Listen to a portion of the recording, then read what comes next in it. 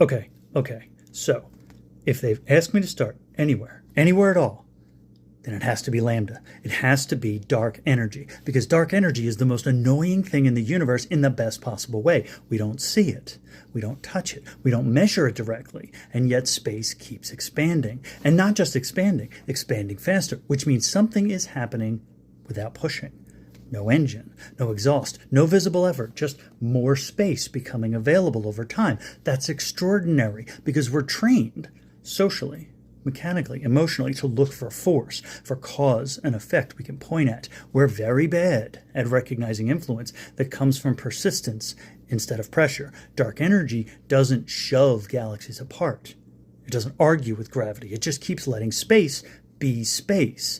And over long enough timelines, that allowance dominates everything else. I adore that. It means the universe is mostly shaped by something that refuses to announce itself, which is useful, actually, because silence has a bit of a reputational problem. We treat absence like collapse, like retreat, like failure.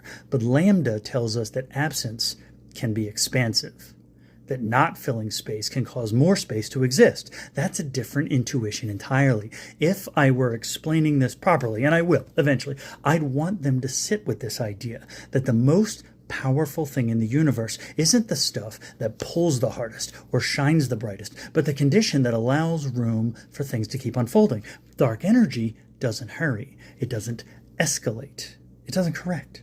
It persists. And because it persists, the field widens. I think that's what this first episode has to guard. The idea that not everything meaningful looks like action. That some forms of influence only show up if you stop demanding a reaction and start paying attention to continuity. Most of what shapes the universe doesn't push.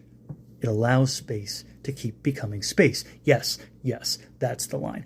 Write that down. Write that down, because if you understand Lambda, you stop mistaking silence for surrender. You start noticing when something isn't collapsing. It's expanding slowly enough that you almost miss it, which frankly is how the universe prefers to work. Right, okay, episode 1, Lambda, obviously.